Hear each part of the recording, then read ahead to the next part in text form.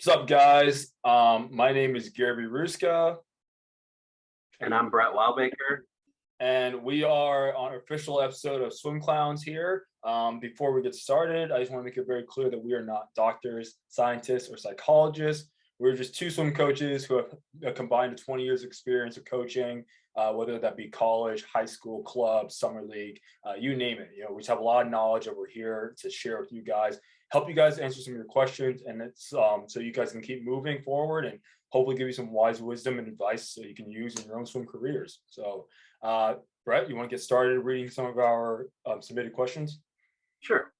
So our first question says, what would you do if your kid is one of the best swimmers on the team and oftentimes is either made fun of or judged? She is bullied because she's talented. How do we go about this?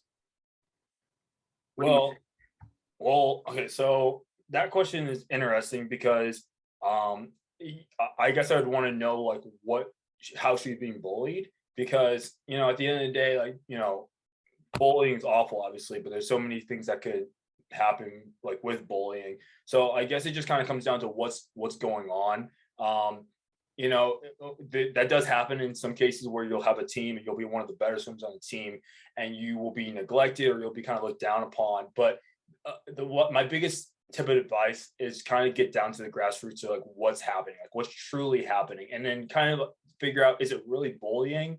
If it is, then you need to go to the higher ups. Like you need to go talk to the coach, and you need to go talk to maybe mom. The both moms need to talk. Both dads need to talk. But there's oftentimes I've also come to find out that it isn't really bullying. It's just some petty stuff, or maybe just it may just not be anything really. Maybe that person's kind of overseeing it or over analyzing. So I think my biggest tip is kind of get down to the grassroots and figure out what is really happening, like what specifically is happening, what's specifically being said. And then you'll be able to know exactly, okay, this is bullying or this isn't bullying. And then you'll know which avenue to go down because they're two completely different routes. Yeah. So uh, my other profession is being a teacher.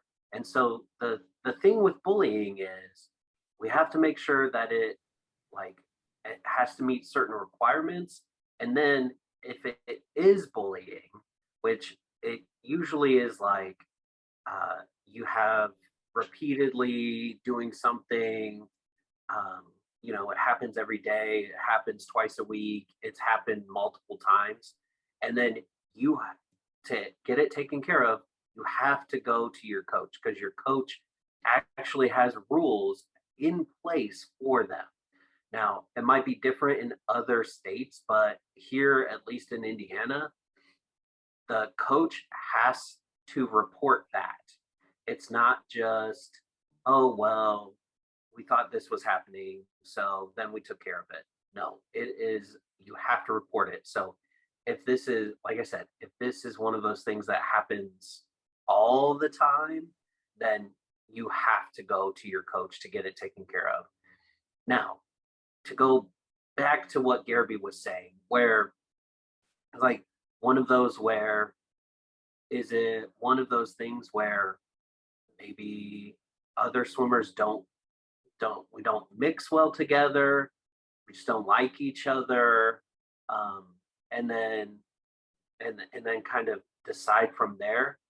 And Gary and I have both been a part of this where someone says, hey, this person's being mean to me, or they're making fun of me, or something in that realm. And uh, we come to find out that the other person really isn't doing a whole lot.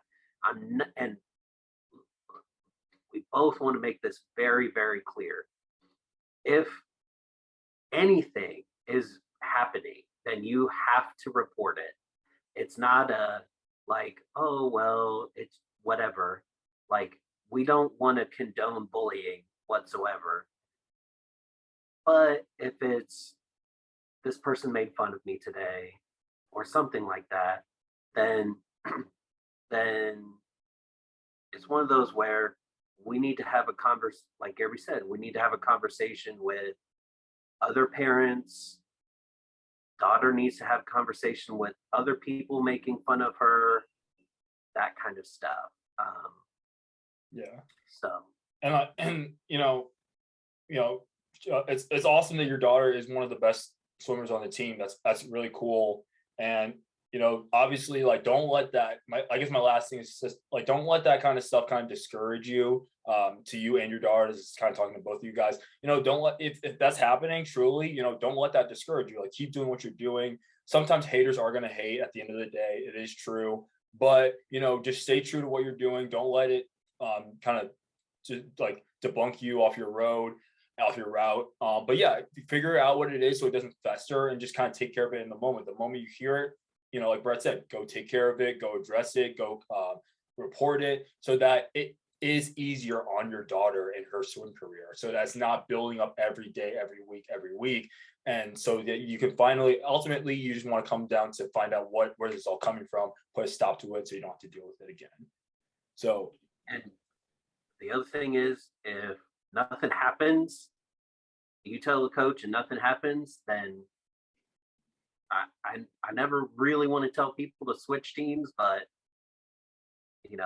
it's not out of the question to say, all right, my life is miserable here. I don't, cut that stuff out of your life. There's no point in being miserable your whole swim career and then just looking back and hating every second of it. Absolutely. Yep. It comes down to communication. Brett, what's our second question? Okay. This next one says, last year I put lots of work into the season, but at the end of the year, I miss my taper. It's frustrating, but I do not know who to blame, myself or my coach. Can you help? Oh man. Well, I'm going to let you take this one first. So this is tough for a lot of people. And I will just say, at the end of the year, it sucks for everyone if you miss your taper. Not like, yes, it sucks for you, probably more than everybody else, but it's awful for your coach. It's awful for you. It's awful for your parents. It's awful for everybody. So the next thing is, I don't know if I would start looking at people to blame, because that's really difficult to start putting on someone that maybe didn't do something. Like, for example, your coach probably didn't sit there and think, oh, I am going to screw up taper this week, or something happened where maybe your coach missed something, or you can always look at yourself too, say maybe I missed something. I don't want to say blame yourself, and I don't want to say blame your coach either, because I don't think it's a blaming thing. Yeah. I think it's a frustration thing, and it's one of those where you have to look at what else was going on. How did I miss my taper? And there are plenty of people that miss taper. And the other thing is, how do you qualify missing taper? Did you not drop 5 seconds and only drop half a second? Did you not just not go your best time? And then, like I said, your coach already knows that something happened. And I think, Go ahead. No, I think it's important to kind of, and I obviously reading that message, I'm not really sure how old this person is, but it's very important to understand, as you get older, taper gets more confusing and more complex, because it isn't that age group taper anymore where you just magically drop 3 seconds in every event like Brett was talking about. every single time you swim. And sometimes it's up and down, right? Like sometimes you have a full weekend meet. Sometimes you'll hit your taper on Friday and you won't hit it again until the rest of the meet. Sometimes you won't hit it until the last day of the meet. So it, especially if you're like, sometimes you're a bigger swimmer, sometimes you're a distance swimmer, sometimes you're like a smaller, tinier swimmer. Like it varies. It's always different. And it's a science that no swim coach has perfected. So it's just one of those things where you have to make sure, you're, like Brett said, you don't, it's not necessarily about blaming anybody. It's more just about understanding it and understanding yourself, and your body and what you can and can't do. And one thing I always talk about with my club kids is that if you really want your taper to work out for the very best, not perfect, obviously, but for the very best, you got to make sure throughout the whole season, you are putting money in the bank. So at the very end, you can cash in and get the very best you can out of your taper. So if you are one of those swimmers that wasn't really putting in the effort leading up to taper, it isn't going to magically just happen, tomorrow. So you got to make sure, whoever this was who wrote this in, I appreciate this message, but I'm not saying you're not one of the swimmers at all. Like I'm sure you're a good hard worker, but just I want you to make sure that you know that taper is one of those things where it only really works. And Brett used to tell us this too when we were swimmers. It only works if you work hard all the way up to it. You got to build up to it. You can't do 51 week and then 75 another week and then 10% the week after. It's got to be constant consistency. So, Brett, what's our next? Oh, sorry. Well, hold on. So I wanted to add to this something that some swimmers don't get is you have to be almost going your best time all the time for taper to really work. Okay, there will be times where you're definitely off in a meet, especially if you are like, if you're in high school season, and I don't know how it is in other states or anything like that. Like here in Indiana, our high school season's a big deal, and we have dual meets all the time. And there will be times when you are just so tired that there's no way you're ever going to go your best time or anywhere close to that. And your coach understands that. But in certain places, you have to be going right next to your best time. So say your best time, let's just say 100 free, your best time is a 55.3. You have to be going 56s most of the time. You can't be going double O's, 59s, 101s, any of that. You have to be going 56s or better to get to where your taper is all of a sudden you're going 53s or you're going 54s or something like that. Yeah. And that's exactly, yep. I think it's good because I remember you always used to tell us you're super uncomfortable during that one set and taper. And that's the whole point. You can't, everyone always thinks that it's a sunshine and rainbows, but that you got to push yourself that one part of the taper for sure. The other thing is you have to take taper seriously as well, because you can't say, oh, I'm on taper and then go run 3 miles or snowboarding or anything. It should literally be you wake up, you eat breakfast, you go to school, you go to swim practice, and then you go home and do your homework and eat, and then that's it. There shouldn't be, I'm going out with my buddies, I'm going out with whoever, I'm going to go do this, I'm going to go do that. It should be, can't do anything. 2 weeks, I can't do anything. That's it. That's what I tell my swimmers a lot. I'm only asking for 2 weeks. The rest of the time, you can do whatever it is that you want to do. Yeah. All right, Brett, what do we got? Question number 3. All right, number 3 says, my son wants to be the best and move clubs, but I personally think the one we are at is better for him. We're also very close with all the families here. What should we do? I'll let you take this one. So, okay, we were talking about this one earlier. Now that you reread it, I kind of have some other opinions and thoughts.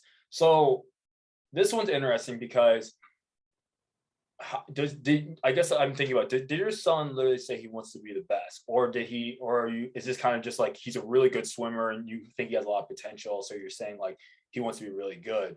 And it's really good that your son wants to be good and he wants to possibly move clubs and all that stuff, but at the end of the day, like, you have to understand that, okay, so there's two things. One, you have to understand that you're doing what's best for him, right? So you like, I love that you're saying like the community you're in is really good for you guys. You guys know all the people, and it's like a safe place you already know. But at the end of the day, like, you also have to understand like this is, swimming's for him, right? It's his sport. You're doing this for him. So maybe figure out why he truly wants to leave. Like, what are the reasons and why he doesn't feel like he's getting what he needs to at that location. And then you can kind of address, okay, then these reasons for why we should stay may be greater or lesser than the reasons he wants to leave, right? And like, because at the end of the day, he's saying like he wants to leave, and you're saying we shouldn't leave because we've been here and it's working. Okay. And my other thing is just like, it kind of goes back to like, just because you've been doing it for a long time doesn't necessarily mean it's you have to do that. But yeah, I think it comes down to just kind of figuring out why he wants to, and if it's a good enough reason, if he can give you logistical reasons as to why, then I mean, at the end of the day, it is his swim career, and I know you are the parent, and you are friends with all the people. You don't have to stop being friends with the people just because you go switch clubs. You guys can still be good friends, and I know plenty of kids from different clubs who are still, when the parents get together, meets their buddies. But at the end of the day, it's swimming, right? We don't want to take it super seriously. If the kid feels more comfortable going somewhere else and trying it out, then give it a shot and see what happens. But I mean, what do you think, Brett? I mean, I agree with everything you just said. The biggest thing, I don't I don't ever want to tell someone that you should switch clubs, and I don't think everybody's getting at that either, um, because we have been in that situation where maybe a parent or a swimmer wants to go somewhere else, and that just it's so defeating as a coach just to be like, okay, well, we don't think you're good, like we don't think you're good enough, we're going to go somewhere else. um so we're uh, I'm not saying you should switch clubs, but um just like Gary said, you need you need to ask why. And like I said, like I'm pretty sure Gary said this too, is it your son that wants to switch clubs, or is it you that thinks he should switch clubs? Because those are two different things. Okay. If your son legitimately says, I want to switch clubs, this club is better, and he gives you legitimate reasons why, not, well, my friends go over here, or this one kid that's faster than me is there, so that means I should go there. First of all, that's not really a valid reason in my eyes, because there are plenty of people on other teams that are talented as well and can do well with certain coaching. So, you know, what are those legitimate reasons? And if they're like, the training is better over here, they have this, and this over there, then yeah, you should probably look at jumping ship and going over there. And like Avery said, just because you're very close to families doesn't mean that you have to stop being close to them. Um, but if it's you who says, well, I think my son can be the best, or whatever, one of those ideas, then you might want to take a look in the mirror and say, does my son want to do this? You also have to like ask yourself, what does it mean he wants to be the best? Like, does that mean he wants to be the best on his team, the best in the area, the best in the region, the best in the state? Like, what does that mean? Best in the world. Best in the world. Because if he wants to be the best in the world, then holy crap, then yeah, you gotta get him to move somewhere else. You gotta go somewhere else. You gotta go to Texas or something. But yeah. But realistically though, but yeah, like that question is really interesting, because my son wants to be the best. Well, like every kid wants their kid to be the best, but you don't see kids leaving all over the place for that. So you have to really dig down to see like, hey son, sit him down. Like you say you want to be the best. What does that mean? Like, what do you mean by that? And do you think you're not getting what it takes to be the best here? And then see what his responses are. And then after that, you can be like, okay, but do you think you're going to get what it takes to be the best over there? And but just by those two questions alone, his answer should give you a good enough idea of how to move forward, in my opinion. But yeah, just try having that conversation. And I think like everything that Brett said was important too. Just sit down and talk and see, kind of dig more at it and see what you can come up with. Because I think there's more to it there. It sounds a little vague and a little broad, but just yeah, trying to dig more out what we can do. So what you said just I thought of something while you were talking was is this what I would do is go and look at a practice and see is my son already the best here? Is he not getting enough? Like Gary said, is he not getting what he needs to be the best here? You know, if he is putting in half effort, then it's one of those like, is he just going on raw talent? Is he, doing something? Yeah. I think this is also like a coach question too. Of, hey, we think so and so can be pretty good, but we are concerned that he's not getting what he needs here, or, um, you know, Yeah, no, I like that because then what else? What else? coach can definitely be, yeah, I like that a lot because coach can definitely then be like, oh, that's weird because your son sits on the wall for half the set. And then you're like, light bulb ball. That's a good question. I like that. Yeah, it definitely has to see a practice. And if any club, by the way, ever denies you to see a practice, that's a red flag. Like, you should always be, it should be an open door policy. We should always be able to come in and just kind of oversee, just see what your kids are doing. I mean, I love when parents do that. So yeah. What's the next question, Brett? All right, last question. Hi, swim clowns. I used to love swimming. My old coach was awesome, but he moved to another club. I hate my new coach. He yells at us all the time. He's negative, rude, passive, and says nothing nice unless we get good times. I just want someone to tell me it's going to be okay. Well, it probably is going to be okay. It's going to be okay. Like, sooner or later, the coach isn't going to be in your life anymore, and it will be okay. So if that's what you needed, then we're all good. But I will say this has happened to me a few times. Not in the I was a swimmer and got a new coach and that didn't like them. I have come into some programs before because I have moved around a little bit where my swimmers were used to a certain way of coaching, and then they got me, and I don't necessarily get along with everyone, just like everyone else in the world. Some people I rubbed the wrong way and they didn't like how I coached and they didn't like what I did. And so it's one of those like, maybe you're just not compatible with your new coach. And that's okay. Because those things happen.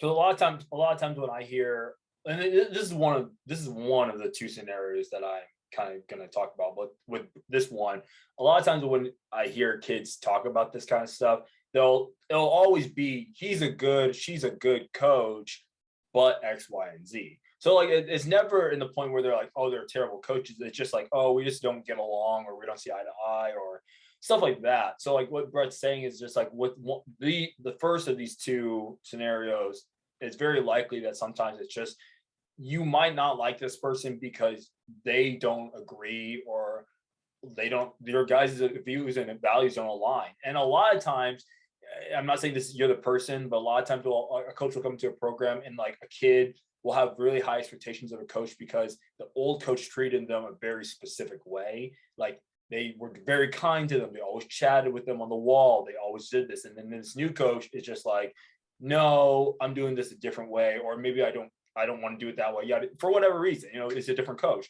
And so that instantly is like red flags in a swimmer's mind, because the moment somebody doesn't want to do something that you're so accustomed to, you're so used to it. And then so now suddenly this guy's a jerk, right? Because he's not taking the time to say hi to me every single 5 minutes on the wall. He's not asking me about my homework or my school. We're not trying to say that it's you or anything like that. What we're trying to say is that oftentimes it does sometimes just come down to, oh, this coach is just not what I'm used to. This coach sees differently, and he's different, or she's different, and that's okay.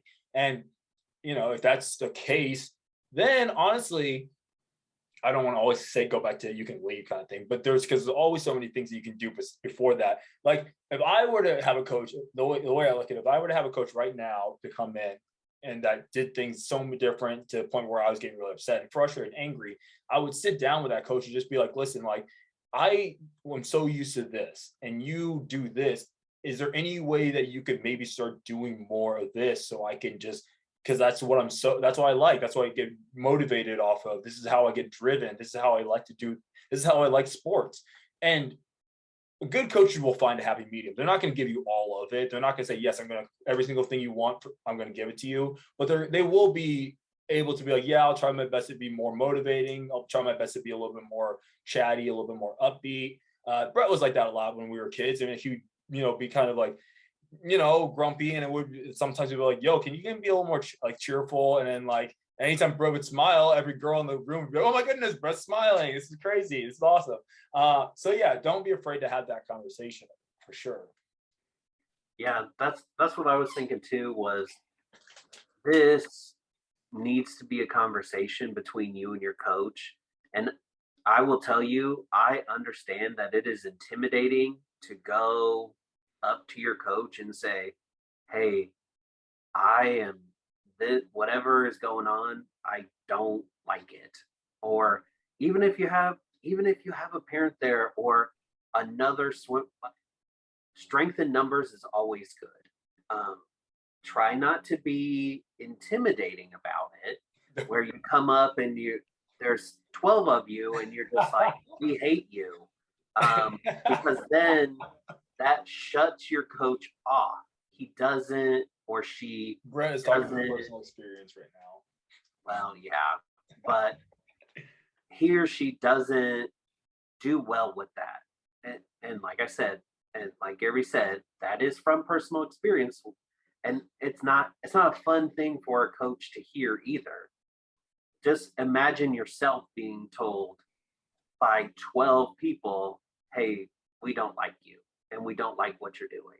You definitely have to be sensitive about it. Yeah. Yeah. You can. And so it's good to go and just have a conversation. Hey, I don't do very well when you yell and scream at me all the time. Now, here's the other thing. When you say yell, is it loud talking or is it screaming? So I differentiate the two. Yelling is more of like, I have to talk loud because we're in a swimming pool and there's noises and there's all this stuff going on. Or is he screaming, which is, in my eyes, more of a negative, like, I'm in your face about something because you're doing it wrong, but you're not trying to do it wrong. Yeah. So no, if he's screaming, then it's a different story. But if he's loud talking, then I don't know. It sounds like it's the second one. It sounds like it's screaming.